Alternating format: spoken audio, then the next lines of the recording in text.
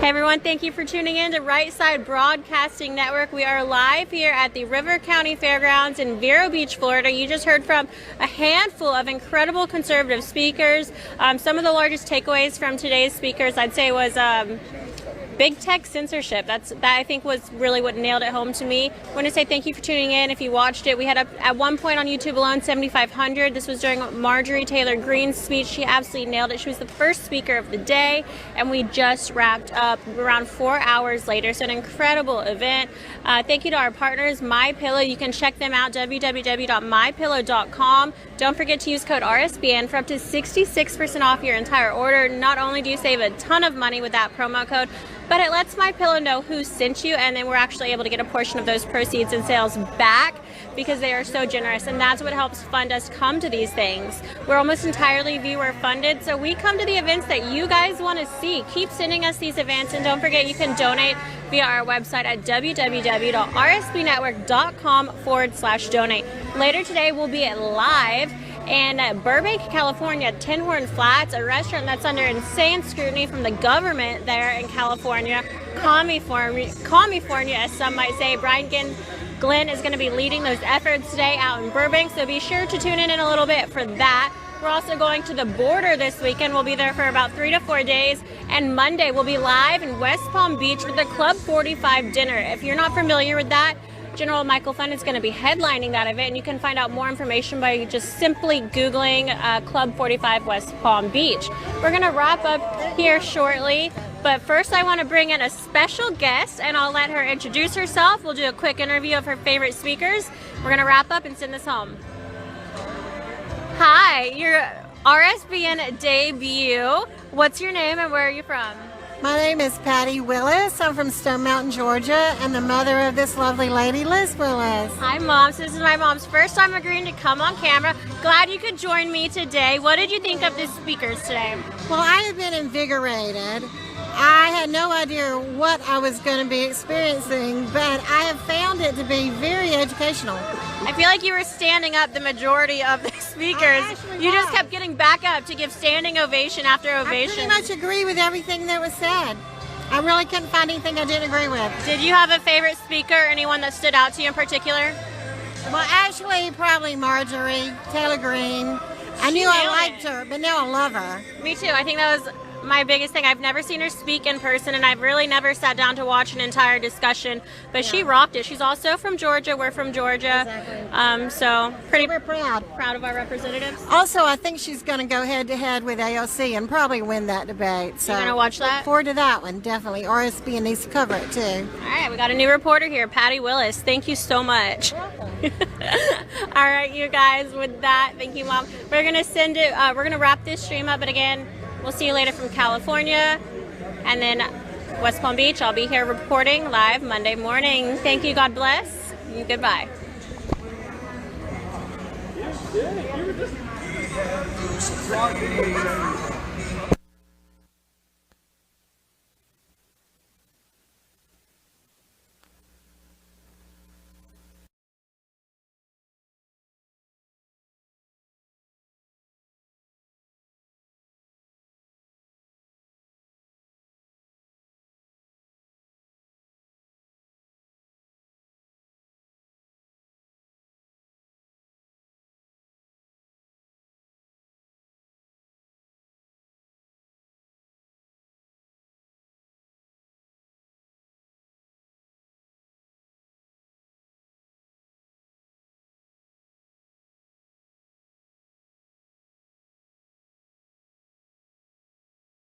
This is a bad source of protein, and this is even worse, because what people don't realize is that just eating protein does not lead to protein being built in your body.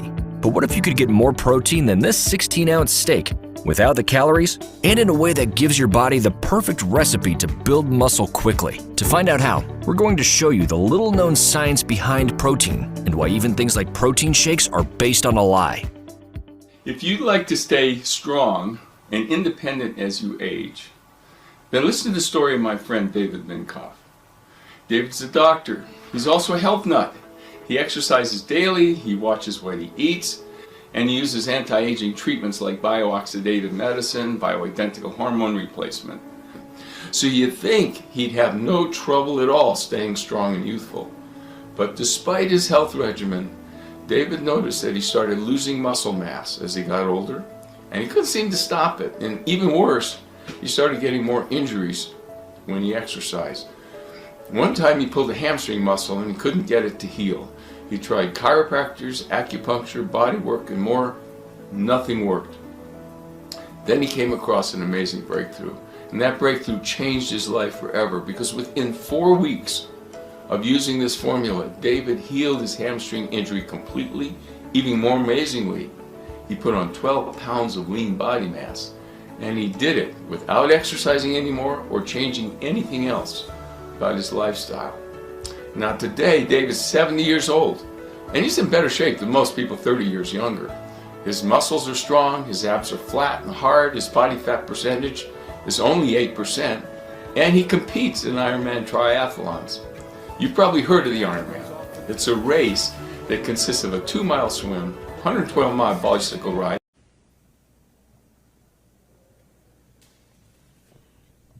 Well, good afternoon, everyone. Let me thank you very much for being with us. I just wanted to make a few brief opening remarks. I'll be glad to take any questions.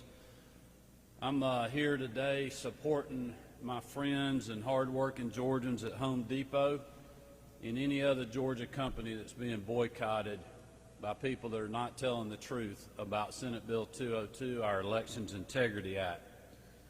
They did not ask to be in this political fight. It's unfair to them and their families and their livelihoods to be targeted. This is a great company that not only has great products and great facilities in our state, it counts for 30,000 jobs, 90 facilities, and 15 distribution centers that make great products and have great people working there. They've also been some of our greatest philanthropists in the state to many causes over the years. And for them to be targeted by this organization and these people is quite honestly hard to comprehend. Georgia's the #1 state for business, and we have been for 8 years in a row because we have a good business environment, we got hard-working people, we got great logistics and workforce that this state has invested in for a very long time. And whether you're here in Georgia or around the country, you need to understand what this is about. This is not about Georgia's election law. This is about a movement at the national level to nationalize elections and to have an unconstitutional takeover of state elections that were set up in the Constitution that way. And the people that are targeting them, including Stacey Abrams, cannot have it both ways, because we know the political pressure has been out there, and you're seeing the results of that right now, with hard-working Georgians, through no fault of their own, being targeted because Major League Baseball decided to move the All-Star game because of pressure from these groups. And now you're seeing the calls for boycotting of Home Depot, a great Georgia-based company. And if you look back, you will know and see where I told people this was going to happen. I warned people in other states that it's going to happen to you next, your business next, your way of life next. We have to stand up and continue to fight this, to tell people the truth about Senate Bill 202. It makes it easy to vote and hard to cheat in Georgia. And I'll put that record up against anybody in the country, even where the state where Major League Baseball is headquartered in New York, that has a week less early voting than we do. President Biden's home state of Delaware, that has more restrictive early voting opportunities or none at all until the new bill's implemented than we do. This insanity needs to stop. The people that are pushing this, that are profiting off of it, like Stacey Abrams and others, are now trying to have it both ways. And you and the media are letting them do that, saying that they don't want boycotts. Do you really believe that with the pressure that they had before Major League Baseball moved the All-Star game? Do you really believe that after I signed the bill, companies changed their take from what they saw and met with us with during the General Assembly about this piece of legislation? It's time that this ends, and it's time for hardworking Georgians to know that instead of boycotting people and great companies like Home Depot, we should be supporting them. And I know that's what I'm going to do.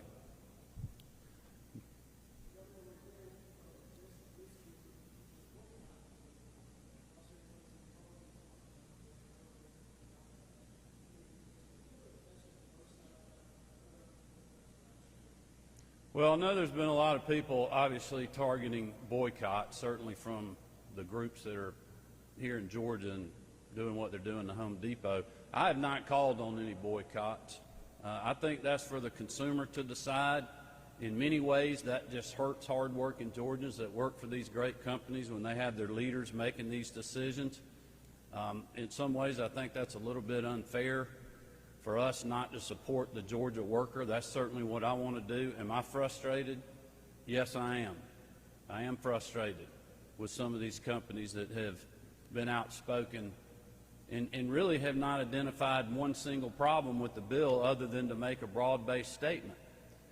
But I'm also frustrated that when you have a great company like Home Depot that comes out with a statement that says they support accessible, secure elections, that's not good enough in today's world.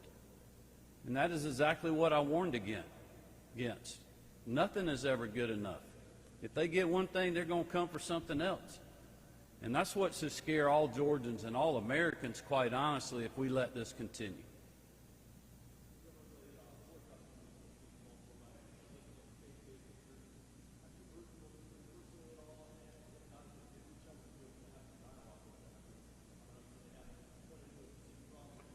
Well, make no mistake, the bishop is a partisan.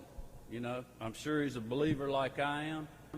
I mean, he was party to a lawsuit on behalf of Stacey Abrams, supported her in the campaign, which he certainly has the right to do.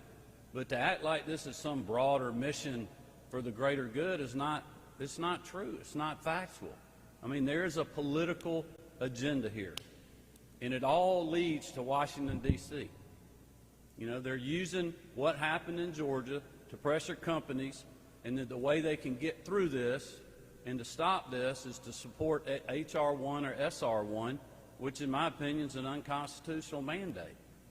And that's not right. And people need to know that this person that's leading these groups, just like all these different organizations that are out there that are profiting off of this, they have a political motive. And I've looked in these cameras. I've done over 70 interviews. I've answered every single question, and I've been truthful to people.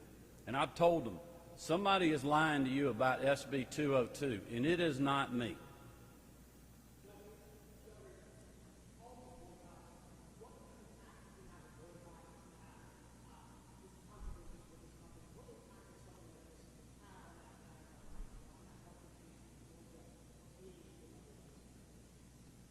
Well, look, Georgia's been through tough times before, but I can tell you from my perspective, I've been a CEO of my own business for over 35 years. Our economy's built on the backs of small business owners, and they are furious about this. And these people are Home Depot's customers, they're UPS's customers, they're Delta's customers, they're Coca-Cola's customers.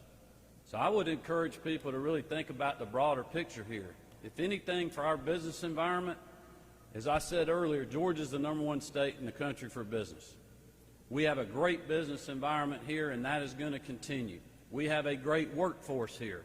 But you're also going to have a government that's going to stand up and fight for you and stick for you if you are a Georgia-based company, just like we did for SK Innovation on the battery plant deal that was just resolved. And just like we're doing right now, and it's not just about Home Depot. It would be, if it was another company that was getting boycotted, I'd be doing the same thing. This is about what's right and wrong.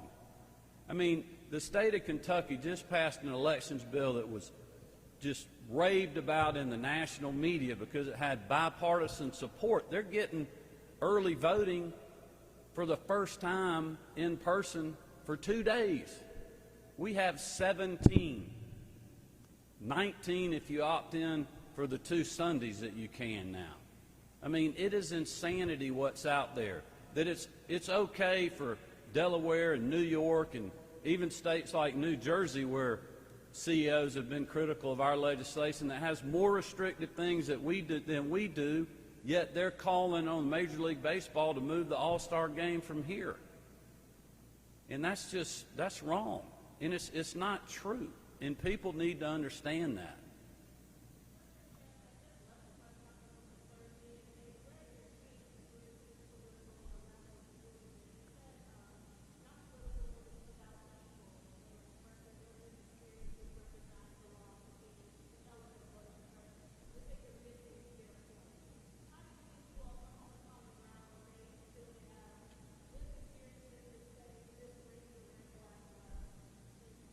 What did they say specifically? What rings the red flag?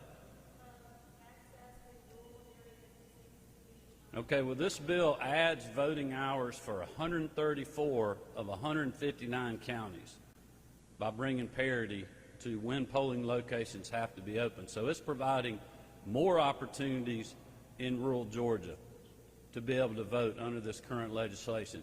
And if you look back at the history of these individuals and these other groups that are continually doing this, you remember Randolph County when they were going to consolidate precincts. You remember who they blamed for that? They blamed me. You know who was doing it? The local Democratic leadership, because it was going to save money, make the process more efficient. And that's the way it's supposed to work. The counties decide that. So tell them to send me the specifics of something that is restrictive. That is not. Adding 2 more days of weekend voting is not restrictive.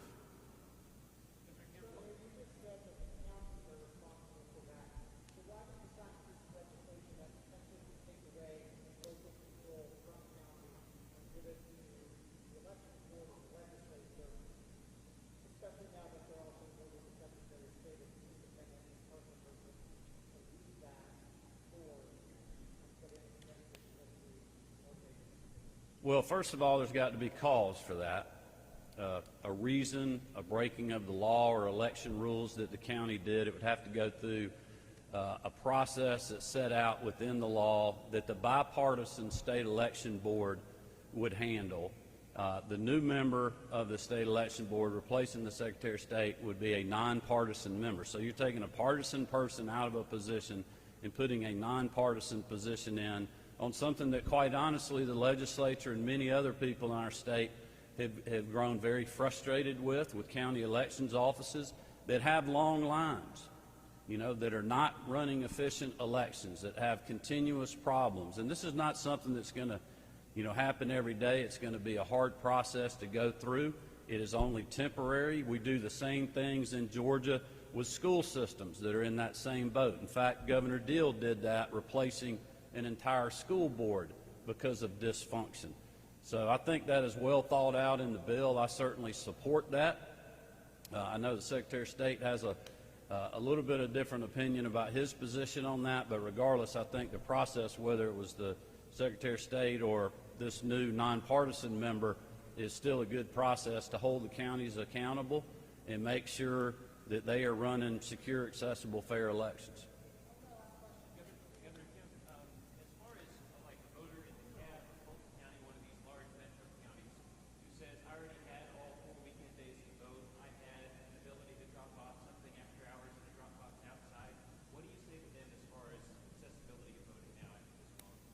Well, as far as metros, I mean, we're making mandatory an additional Saturday. They have the option for 2 Sundays. So, in my opinion, nothing's been taken away from them. We're actually just adding that availability to the rest of the part of the state.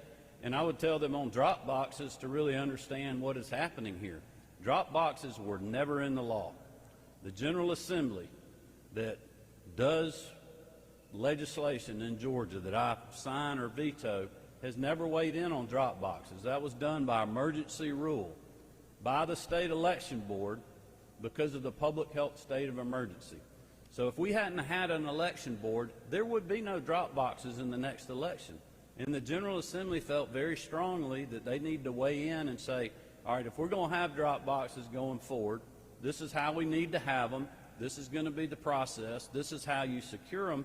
But also mentioned in the legislation that you can simply take your ballot now. I mean, every Georgian has a drop box at the end of their driveway. It's called the mailbox, or at least most of them do, where you can mail your ballot. But if you don't feel comfortable with that, you can take it to a drop box in a secure location now. Or you can simply take it and hand it to an elections official. I mean, we have 3 weeks of early voting. We have over, month and a half, I guess, of absentee ballots by mail that you can vote by mail. So there is ample time for people to vote in Georgia. And for all these folks that are saying it's restrictive and regressive and a step backwards and Jim Crow 2.0, I mean, African American, Latino, and other minorities, their turnout in elections has increased in Georgia, which is what's so insane about all of this, that what they are saying is just absolutely not true. In the 2018 governor's race, we had the highest African American turnout in the country and set records again this year in many ways.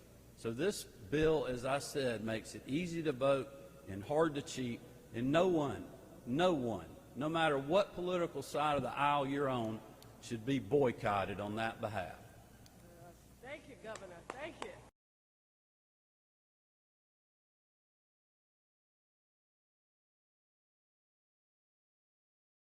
Thanks to the witnesses for being here.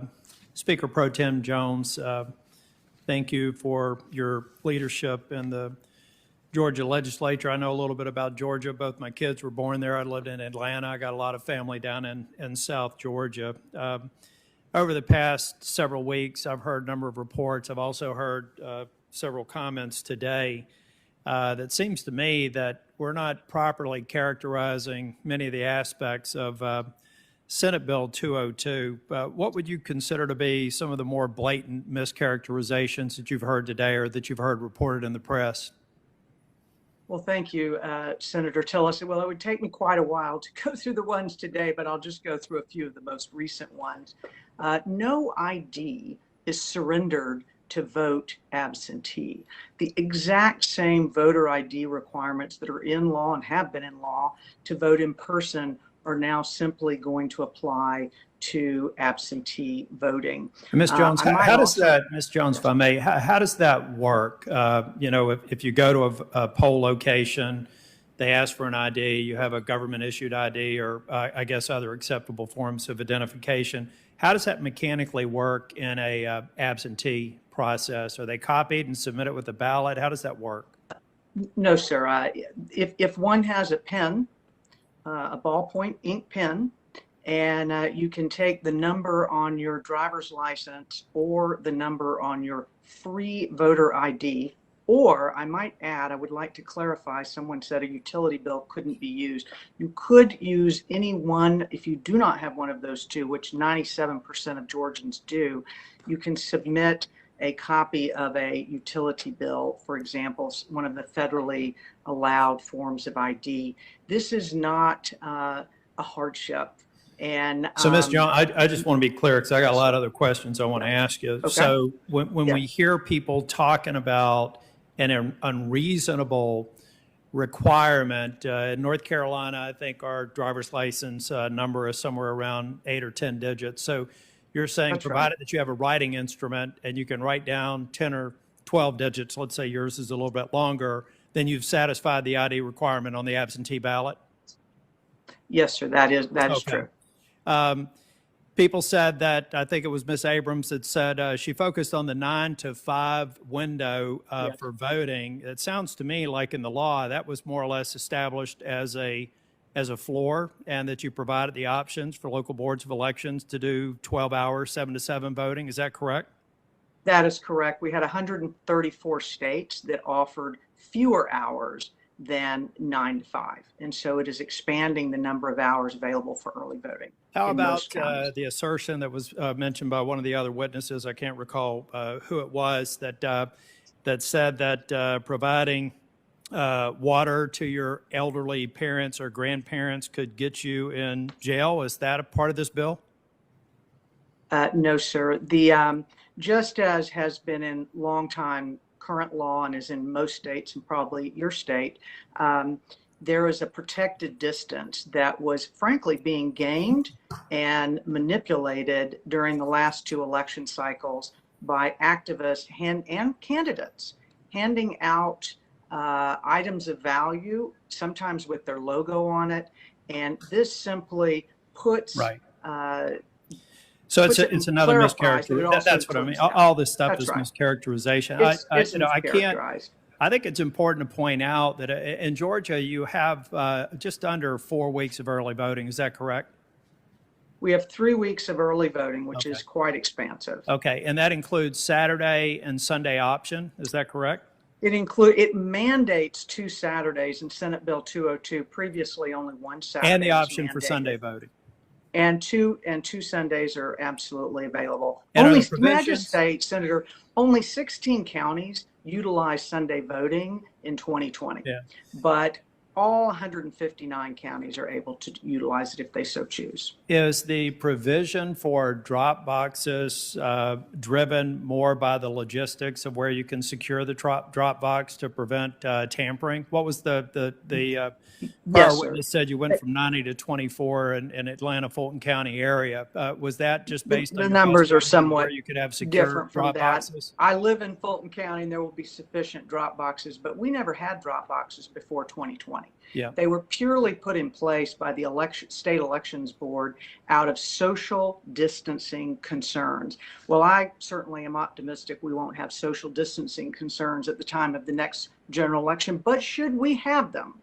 The law also allows for the state elections board to take them back to the way they were during the pandemic, which was outside of early voting locations. But for security reasons, we had drop boxes that were overflowing because they were not monitored. No one was watching the camera on them. This will make sure that every vote counts. Well, that seems rational to me. Mr. Chair, I have to associate myself with Senator Lee's comment. You know, this has been a contentious hearing, and these sorts of hearings can be. This committee rightly has our members with our differences on it, but I really believe that we need to start getting the facts on some of this, on some of the voting laws. I don't think setting the premise with Jim Crow 2021 is a particularly productive way to get people to talk about states like Delaware that's only currently implementing early voting. States like North Carolina, we were the first to cast ballots in the last election cycle. You could start casting your absentee ballot in September. We do allow for weekend voting. We have a lot of early voting sites, and yet when I was Speaker of the House and the gentleman that went behind me have had those bills, even by members of this committee, being Jim Crow bills. And the fact of the matter is we've had increased participation among the African-American demographic and the minority demographic. There does seem to be a number of states that I'm sure we'll never have a hearing on here. I think Ms. Abrams even said they're behind the 8 ball. I think they're right. I think if we had some of the restrictions that we see in other states and southern states, then we would be probably rightfully insulted, and yet they get a pass. I hope that the people of Georgia and that the American people will get past some of the misinformation. The 361 bills has been referred to repeatedly in this hearing. If you look at it, I, for one, think cleansing voter rolls to prevent dead people from voting is not a bad idea. And if you start decomposing, if the record's going to be open, I'm going to provide something without objection that really breaks down these bills to say maybe some are going outside of the lanes, but not 361. These are games that are being played. I've got an article here that, without objection, I'd like to submit to where fundraising on aspects of the Georgia bill that never made its way into law. I don't even know if there was a serious amendment ever considered. It looks like a lot of people are creating a lot of noise at the expense of identifying legitimate areas where we feel like voters don't have the right to vote. I believe in North Carolina characterizing my laws, a law that I ratified, a law that was passed by almost 70% vote in a majority Democrat state. In fact, Republicans are third behind unaffiliated. Almost 70% supporting voter ID laws and integrity laws. I think that the Georgia law has more to do with election integrity than voter suppression, and I hope that we can get to a point to find the real offenders, weed them out, but not necessarily have these circular discussions where I'm sure fundraising emails will go out and people will be talking about protecting voter integrity, but they're not getting anything done.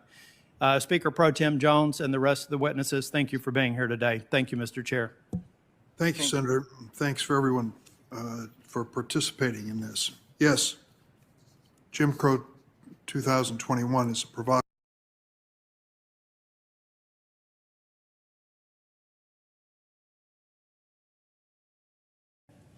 Last fall, there was a concern among many around the country and many Republican voters that if elected Democrats in the House, the Senate, and the White House, if they had the whole of government, would try to implement massive change, transformative change as it was described.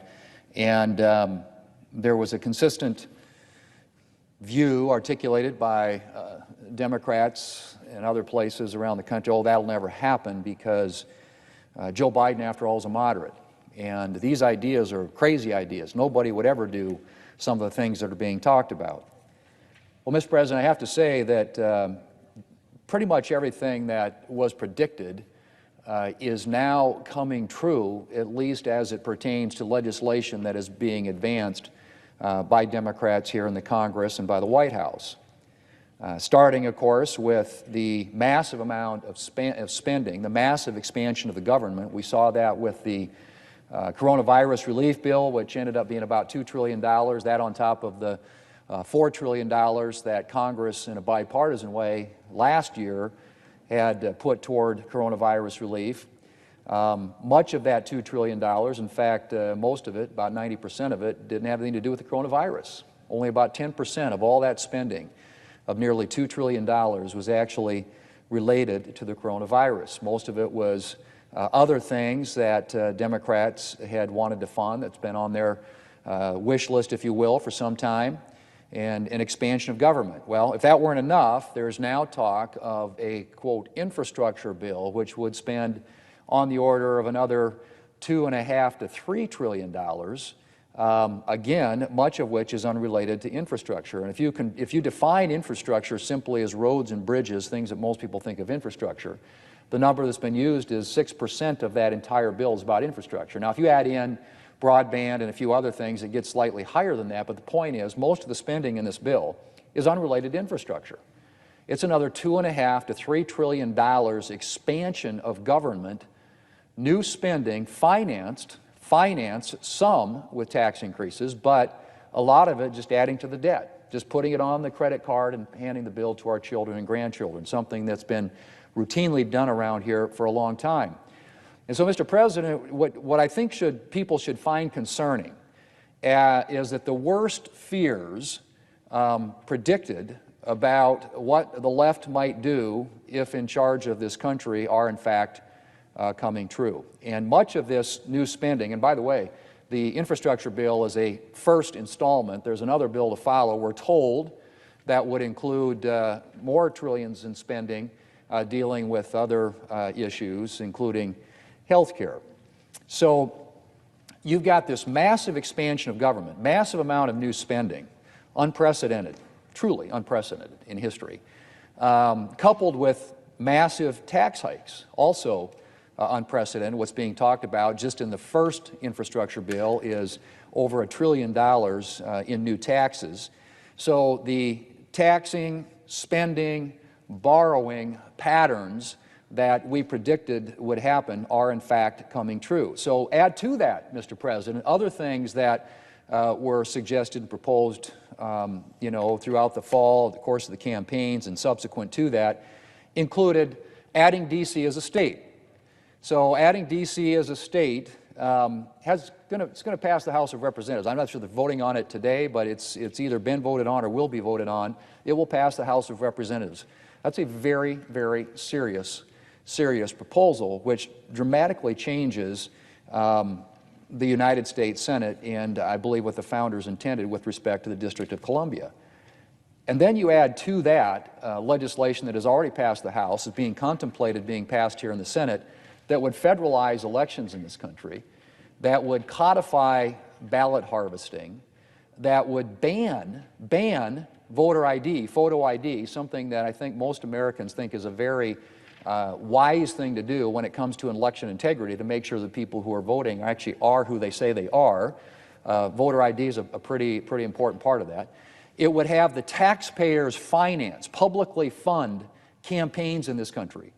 I can't imagine the American taxpayers, among all the other things that they have to finance in the government, also want to finance the campaigns that they have to sit through. It would politicize the Federal Election Commission, which in the past has been a balanced 3 Republican, 3 Democrat, bipartisan committee that oversees and regulates elections in this country. So it would politicize it and give the Democrats an advantage, a partisan advantage on the Federal Election Commission. So all those things are in this elections bill, which would transform, I mean, I'm talking literally transform the way we do elections in this country, which historically, and by way of the Constitution and the law, have been handled, administrated at the state level. States have been very involved. What this would do is consolidate more power in Washington, D.C., pull those elections, the regulation of elections, up to the federal government, coupled with all the changes that I just mentioned, which there is no way, absolutely no way, that even if passed, this could be done and be implemented in this upcoming 2022 election, which secretaries of state from across the country, including Democrat secretaries of state, have indicated. So that's another thing that's on that liberal wish list, Mr. President, that I mentioned, federalizing our elections, taking them away from the states where historically elections have been handled and administered, and bringing them here and essentially nationalizing our elections. Then there's the Green New Deal.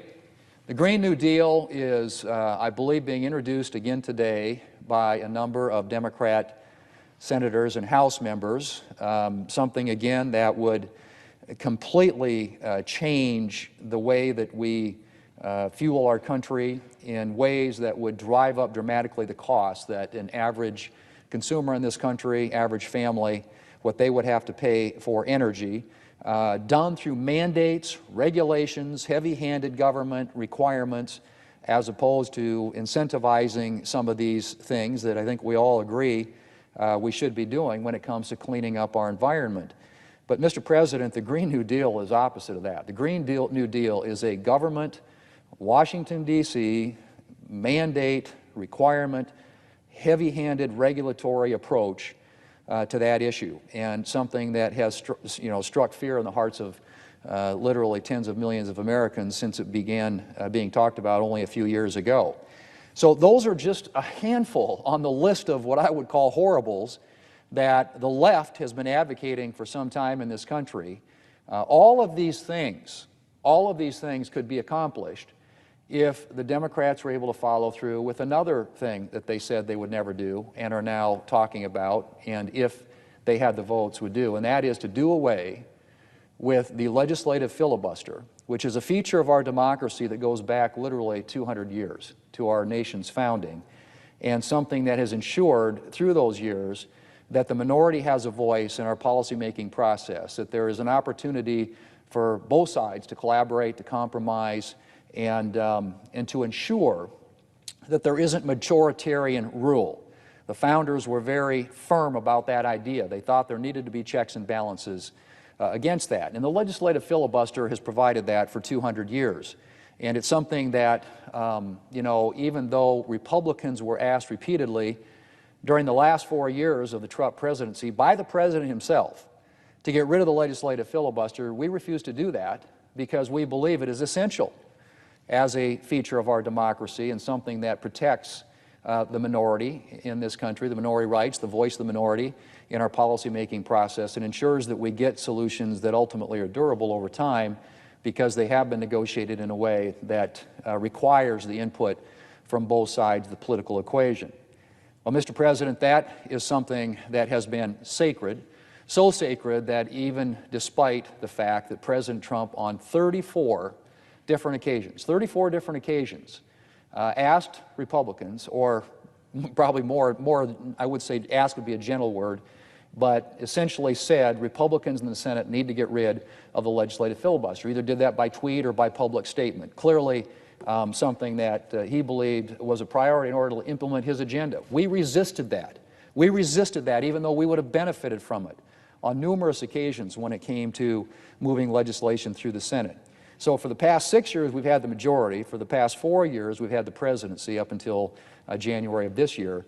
And notwithstanding the constant barrage of suggestions, again, putting it mildly, to get rid of the legislative filibuster by a president from our own party, we resisted that simply because we believe the legislative filibuster is such an essential and critical part of our democracy. So here we go. The Democrats get elected. They have on countless occasions told me privately, individual senators on their side of the aisle, that no way, we would never do that. We'll never get rid of the legislative filibuster. You know, it's too important. We're not going to do that. In fact, 33 Democrats signed a letter as recently as 3 years ago, basically, essentially saying, ratifying their support for the legislative filibuster, and the suggestion that it could possibly be done away with, suggesting that that would be a terrible, wrong thing to do for this country, and essentially coming out strongly supporting the legislative filibuster. 33 Democrat senators here in the United States Senate coming out in support of the legislative filibuster. Now, shoes on the other foot, they're in the majority for about 2 months, and they are already talking openly, and many of whom have come out and endorsed that idea. And frankly, to be honest with you, Mr. President, I think it would have been done already had it not been for a couple of Democrats who I think are thoughtful enough, contemplative enough, and revering enough of our institutions in this country not to be run over by the majority on their side and do away with something that is just so critical and so important to our nation's not only heritage and history, but to our future. And if it weren't for that, I think it would have been done already. I think the senator from New York, the Democrat leader, in a New York minute, would get rid of the legislative filibuster if he had the votes to do it, partly out of fear that he will be savaged by his woke left if he doesn't do it. And obviously the President Biden, who, as I mentioned earlier, many people thought would govern as a moderate and a unifier, and someone who fiercely defended the legislative filibuster as a United States Senator, made speeches on this very floor defending fiercely the legislative filibuster, is now also talking about getting rid of it in order to... For just $67, you can make as many videos as you want, and you never need to pick up a camera. To implement massive tax hikes, massive spending increases, massive growth in government, expansion of government, unlike anything we've seen in history, including the 1930s, the New Deal. This would dwarf that by comparison. D.C. statehood, federalize our elections, pass the Green New Deal. All of that, Mr. President, all of that could be done at 51 votes if they could blow up and get rid of the legislative filibuster. And all of those are very real, not hypotheticals, real. These are things that have either already passed or are going to pass the House of Representatives, are being considered here on the floor of the United States Senate, including today, I think, the Green New Deal is being reintroduced.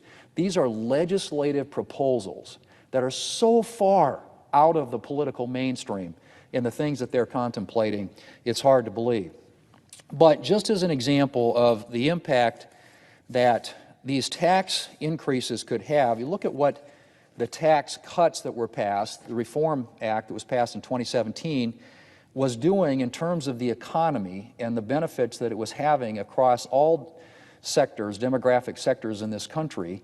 And up until the pandemic, we had the best economy probably in 50 years, lowest unemployment rate for sure, biggest gains in income, wage levels, among particularly minority groups. In fact, this is census data from 2019 showing that real median household income hit its highest level ever for African American, Hispanic, and Asian American workers and retirees. 2019 poverty rate was the lowest in more than 50 years for children at 14.4%, and the lowest ever for individuals, 10.5%, for families, 8.5%, and for households headed by unmarried women, 22.2%.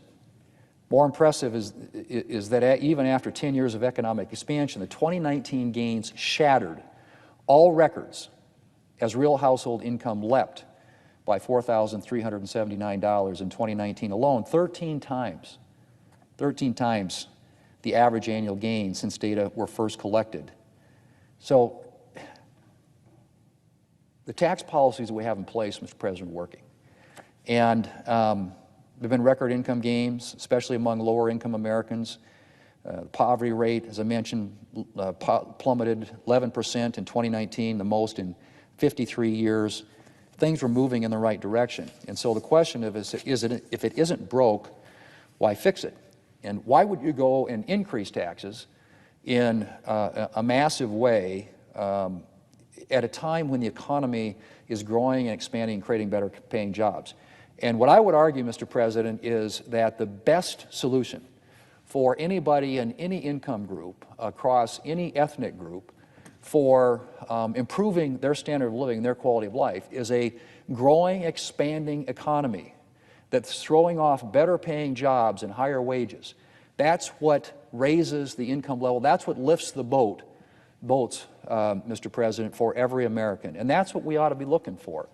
Not how much government can we pull back to Washington, D.C., how much can government do for you, but how can we put the right policies in place, that put the conditions in place for economic growth that will stimulate the kind of investment that will create those good-paying jobs and start lifting wages across this country. It's about growth in our economy, Mr. President, I would argue. It's about good-paying jobs. It's about higher wages.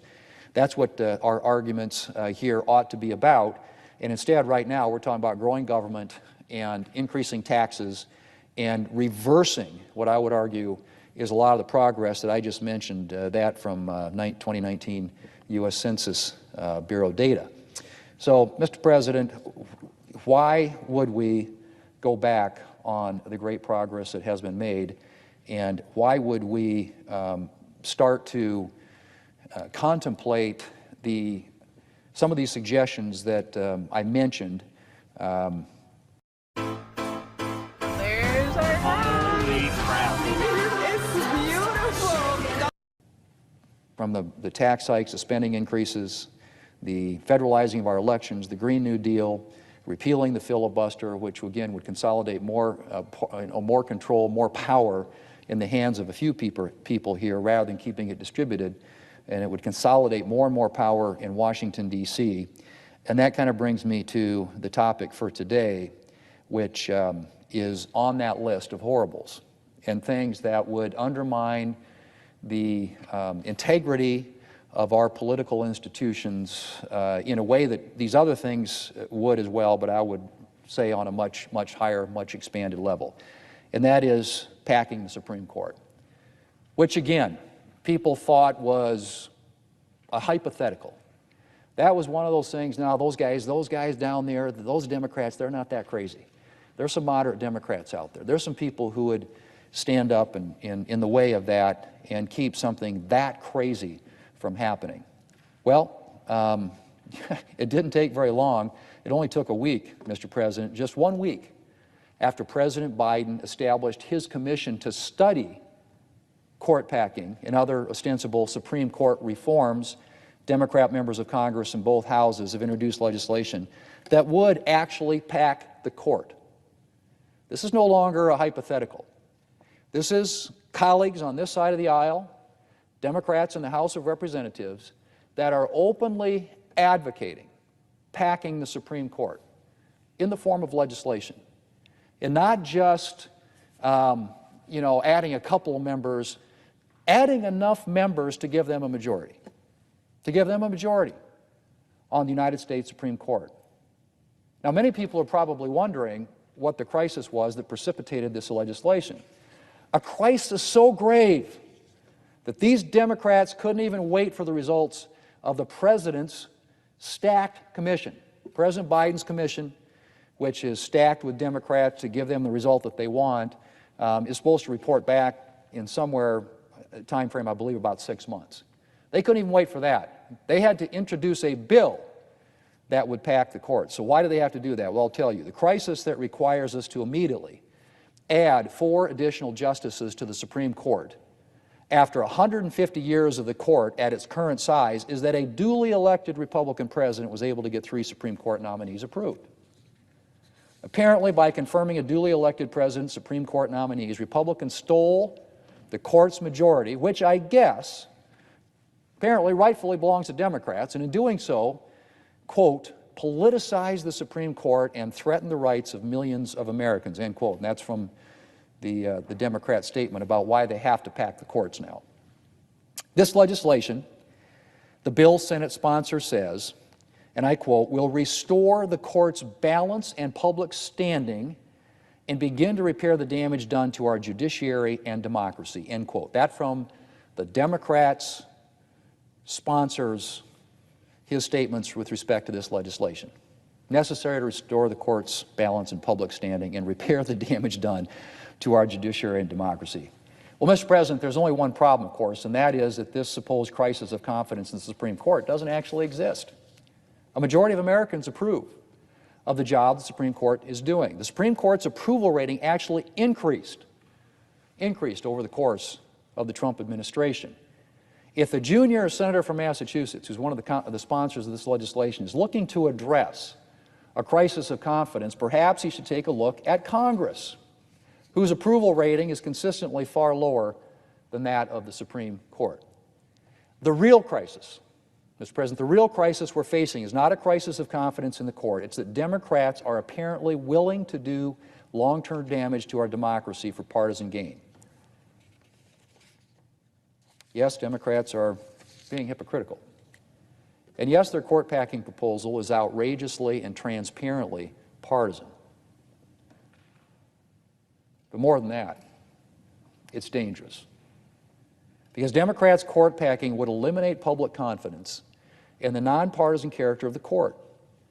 Right now, the Supreme Court is generally seen as being at least somewhat above the partisan fray, as the founders intended, a fact that I think is reflected in the court's positive approval rating. And while some justices are regarded as more conservative and some as more liberal, Democrats don't see justices as partisan in the way that we see politicians as partisan, and rightly so.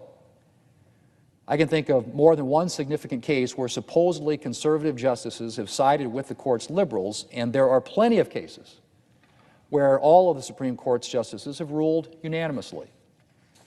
As Justice Breyer pointed out in his recent speech condemning court packing, Supreme Court justices do not fit neatly into conservative or liberal categories. But that perception of Supreme Court justices as above partisanship would not last long if Democrats succeeded in packing the court. Just think about it. We've had the same number of Supreme Court justices, nine justices, for more than 150 years. 150 years, Mr. President. Then Democrats sweep in, announce the makeup of the Supreme Court isn't to their liking, and propose adding 4 justices, all of them appointed in one fell swoop by a Democrat president. And that's in addition to any nominations the president might make in the ordinary course of things. Does any Democrat sincerely think that after that, any Republican would regard the Supreme Court as nonpartisan? Or for that matter, how many Democrats would regard the Supreme Court as nonpartisan? And Mr. President, just imagine if the roles were reversed. Imagine that Republicans were proposing to expand the Supreme Court and add 4 Republican-nominated justices. Imagine the howls of outrage that would ensue, and rightly so. Democrats, the media, the far left, all would rightfully decry the politicization of the Supreme Court. And yet Democrats expect us to believe that it's Democrats that if it's Democrats who do this, if it's Democrats who pack the Supreme Court, somehow this move is not a partisan and self-serving one? As Justice Ruth Bader Ginsburg said, if anything, and I quote, if anything would make the court look partisan, it would be that. One side saying, when we're in power, we're going to enlarge the number of judges so we would have more people who would vote the way we want them to, end quote, from the late Justice Ruth Bader Ginsburg. Or in the words of Justice Breyer, and I quote, I hope and expect that the court will retain its authority, an authority that was hard-won, but that authority, like the rule of law, depends on trust, a trust that the court is guided by legal principle and not politics, end quote. That from Justice Breyer. And Justice Breyer noted, and I also quote, structural alteration motivated by the perception of political influence can only feed that latter perception, further eroding that trust, end quote. Imagine swallowing a nail and the havoc it would cause in your digestion. Mr. President, as these two reliably liberal justices make clear, Democrats' court-packing plan would do the very thing Democrats claim to oppose, and that's to politicize the court. The Supreme Court would quickly lose its nonpartisan standing and quickly become a joke. Democrats cannot possibly think that court packing would begin and end with their move under the Biden administration. I can guarantee that the next time there's a Republican president or Republican Congress, Republicans would be moving to balance the Democrats' power grab by adding a few seats of their own. Then the next Democrat administration would do the same thing. It wouldn't be long before the Supreme Court had expanded to ludicrous proportions. 20 justices? 30 justices? Maybe more? Instead of a respected and separate branch of government, the Supreme Court would be co-opted by the legislative and executive branches. The separation of powers upon which our entire federal government is built would be destroyed. Mr. President, the consequences of politicizing and trivializing the court, as packing the court would do, would be grave.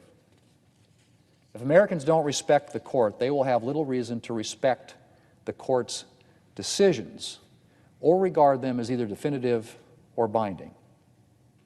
There's been a lot of concern, rightfully so, about the increasingly partisan and contentious nature of our politics.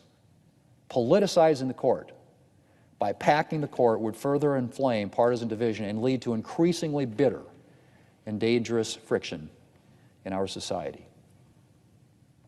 Mr. President, it is deeply, deeply disappointing that Democrat leaders and others in their caucus who wish to be seen as serious and responsible policymakers haven't condemned this dangerous proposal to upend a bedrock institution of our democracy. I understand that it may be difficult for them to stand up to the unhinged and far-left fringes of their party. And it's possible that some of them are reluctant to condemn this proposal because of the partisan advantage it would provide. But anyone who cares about the health of our democracy and the stability of our country should be loudly and clearly opposing any discussion of court packing. I hope that at least some of my Democrat colleagues will find the courage to speak up and consign the idea of court packing to the ash heap of history where it should have remained. Mr. President, I yield the floor.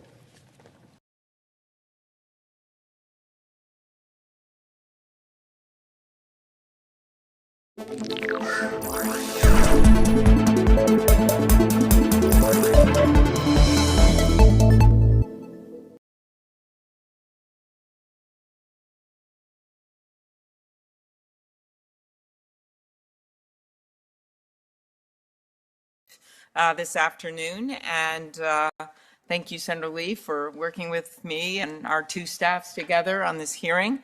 I call to order this hearing of the Subcommittee on Competition Policy, Antitrust, and Consumer Rights The title of this hearing is Antitrust Applied, Examining Competition in App Stores.